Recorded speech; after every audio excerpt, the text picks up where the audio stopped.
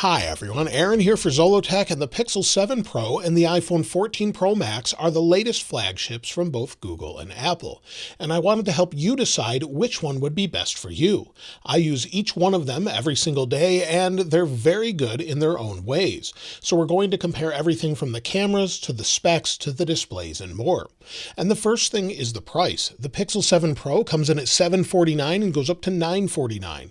The 14 Pro Max starts at $1,099 and goes up to $1,599 for the 1TB option. So we have 512 at the top with the Pixel 7 Pro and 1TB with the 14 Pro Max.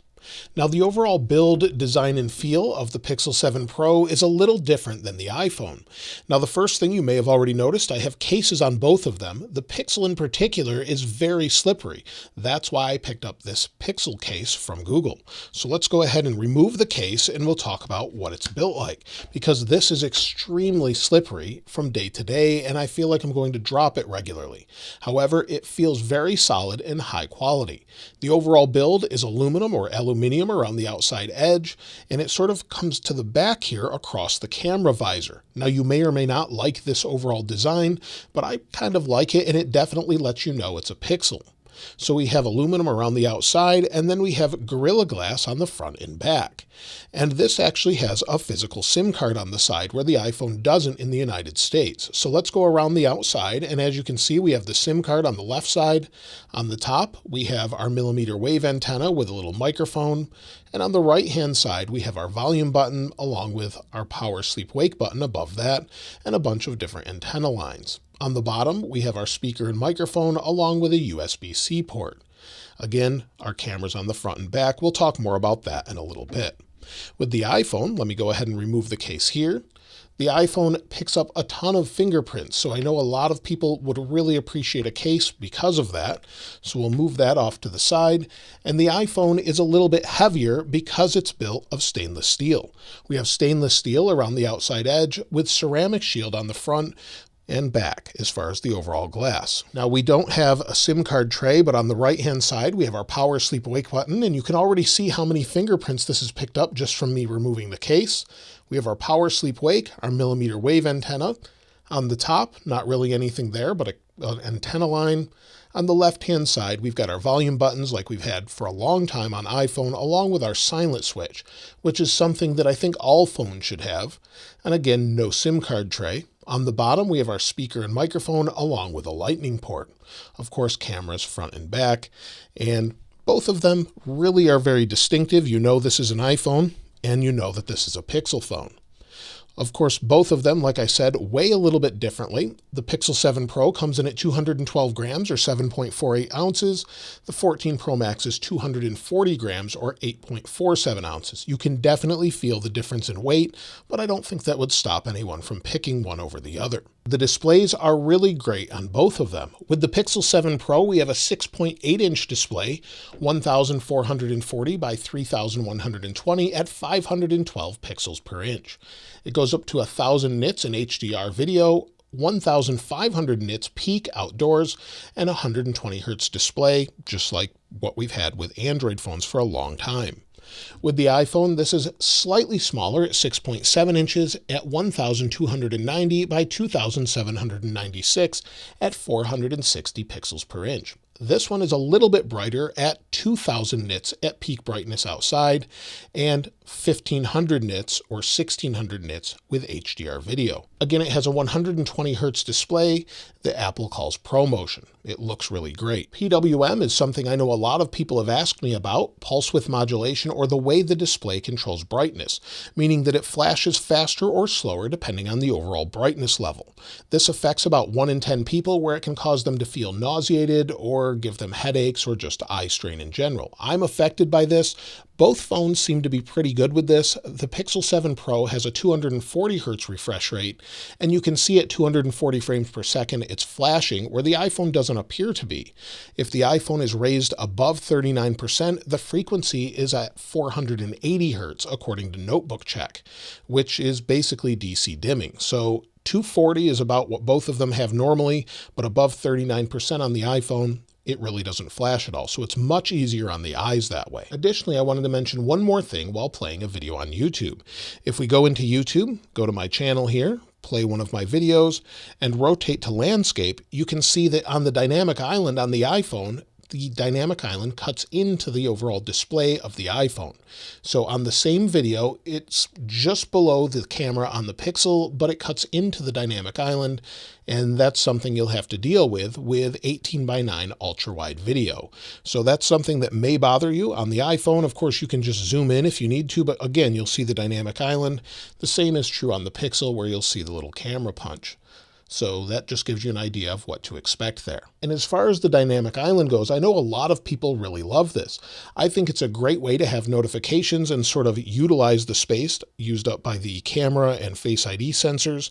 But if we swipe up here, you'll see that we have notifications, press and hold. We've got our little options to go forward, back on our song, and it will give us more information depending on the app that's running there. Or we can just tap on it to bring us into a different app that's running. So I think it's a nice thing to have, but it's not a reason to pick up the iPhone in my opinion. But it is a nice little feature that's there that you really like once you have it. Now, as far as the cameras on the phones, these are one of the main reasons people either buy the Pixel or the iPhone. They either prefer the overall look or they just want a good phone with a good camera on it. And both of them have great cameras. The forward-facing camera on the Pixel 7 Pro is a 10.8 megapixel f2.2 aperture and can record 4K 60. It doesn't have autofocus, but it does have speech enhancement. On the iPhone 14 Pro Max, we have a 12 megapixel camera, but this year it has autofocus and it's an f1.9 aperture. It also can go at 4K 60 ProRes video, so it's a little bit higher quality overall, but it may not look it once we compare it in video. As far as the rear cameras, these are really great on both devices. The rear cameras on the Pixel 7 Pro are a 50 megapixel f1.85 aperture, 12 megapixel ultra-wide f2.2, and a 48 megapixel f3.5 with 5 times optical zoom and super res zoom up to 30x. So it has that as well as macro mode and a laser detect autofocus sensor. So it's got a great camera on the back. On the back of the 14 Pro Max, we have 3 cameras, and this year we get an upgrade to a 48 megapixel f1.8 camera, a 12 megapixel f2.8 3 times zoom, and a 12 megapixel f2.2 ultra-wide. Again, we have 4K, ProRes, macro, and action mode. All of the modes are very similar between both cameras.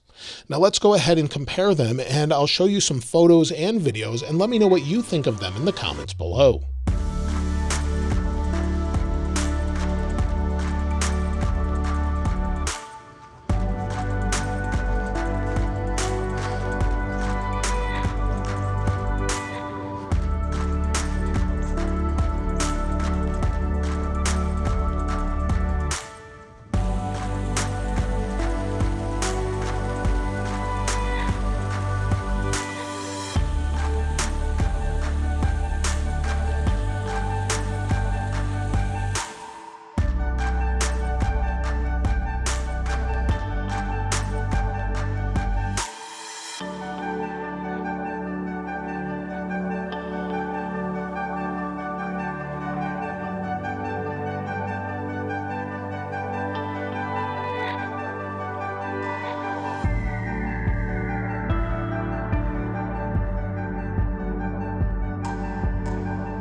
This is the forward-facing video from the iPhone 14 Pro Max, which has autofocus, compared to the Pixel 7 Pro, which doesn't have autofocus but seems to be managing the background a little bit better. The overall dynamic range looks a little bit better, but it could be different once I see it on the actual screen blown up. Let me know which one you think sounds best as far as the iPhone 14 Pro Max, as I'm talking into it now, and the Pixel 7 Pro, which actually has a speech enhancement mode, but it's not available at 60 frames per second. So once you're at 30 frames per second, it will completely limit what's in the background, and it definitely does a better job there. But let me know which one you think sounds best and looks best in the comments below.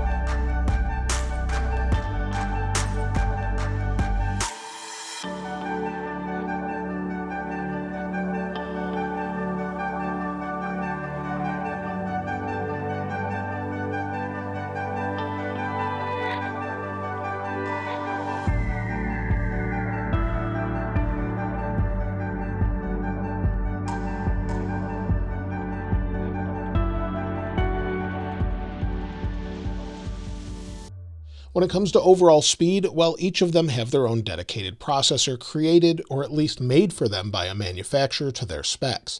The Pixel 7 Pro has Google's Tensor Core G2 with 12 gigs of RAM and, like I mentioned before, storage up to 512 gigabytes. With the 14 Pro Max, we have the A16 Bionic made for Apple but designed by Apple with 6 gigabytes of RAM and storage up to 1 terabyte. When it comes to the overall speed, it's really hard to see the difference between both of them. So if we go into a web browser, let's make sure everything's closed out here.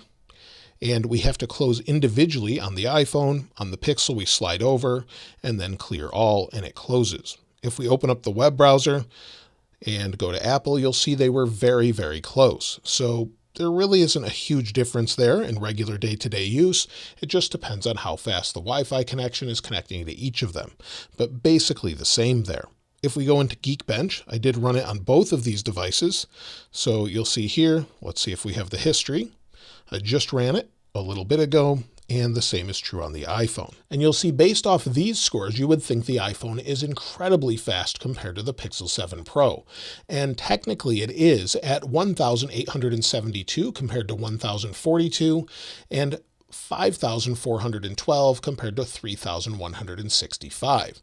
However, in regular use, like I said, with opening different things such as Safari or different apps, you're not going to see too much of a difference. So if we go into Real Racing, let's go into this here.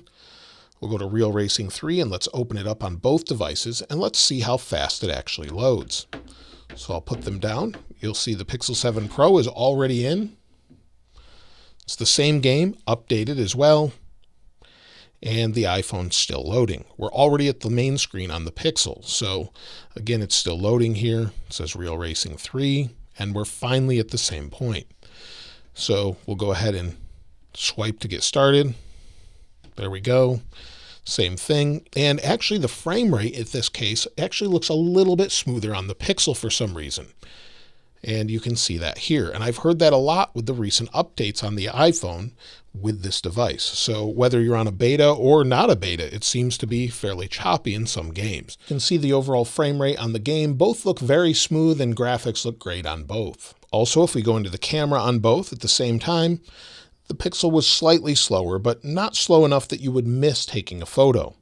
And then again, we'll just snap a photo and it takes a second to process on both. So the overall experience for speed is very, very similar. One of the major factors with any modern phone is battery life.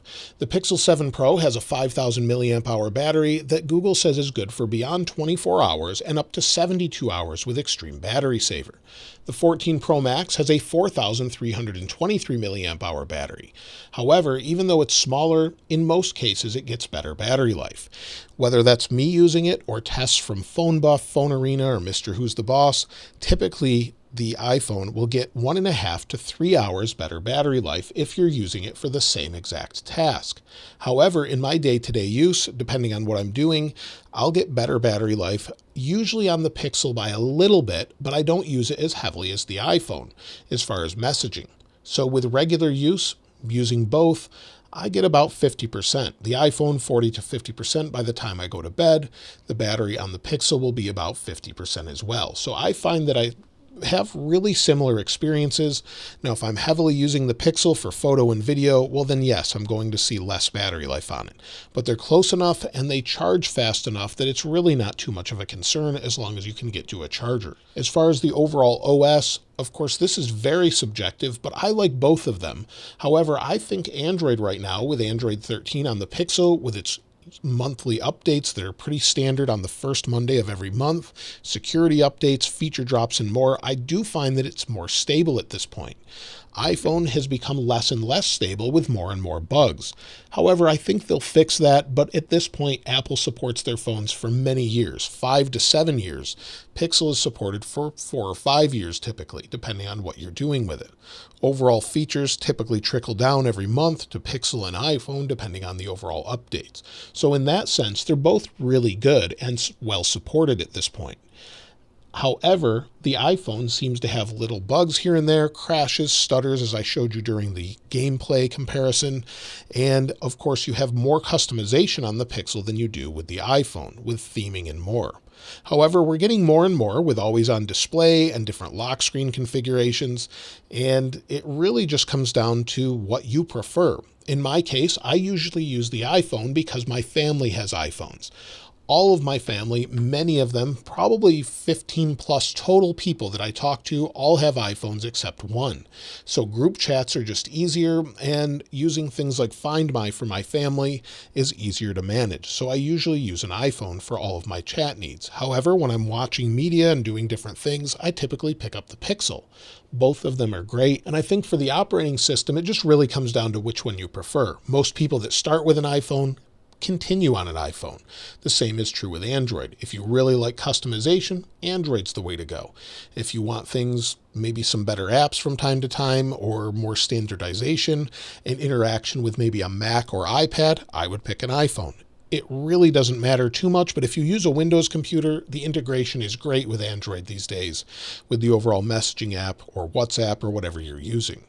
Both experiences are really, really good on both, and I don't think I have a complaint on either. Of course, if you use an Apple Watch, you'll want an iPhone, and of course we have a Pixel Watch now for the Pixel, but if you wanted an Apple Watch, you have to use an iPhone. If you use any of Apple's ecosystem, of course, you're going to want to stick with iPhone. But Android is really good, and if it had iMessage, I would probably use the Pixel full-time for most things I do. But let me know which one you prefer and why in the comments below. Both are great. I picked the iPhone for now just for my personal needs, but let me know which one works best for you. And also, again, which camera did you prefer in the different comparisons? If you haven't subscribed already, though, please subscribe. And if you enjoyed the video, please give it a like. As always, thanks for watching. This is Aaron. I'll see you next time.